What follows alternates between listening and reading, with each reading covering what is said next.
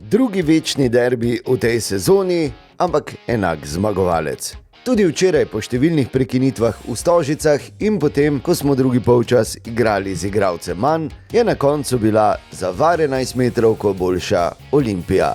Tu so najzanimivejši trenutki tega obračuna.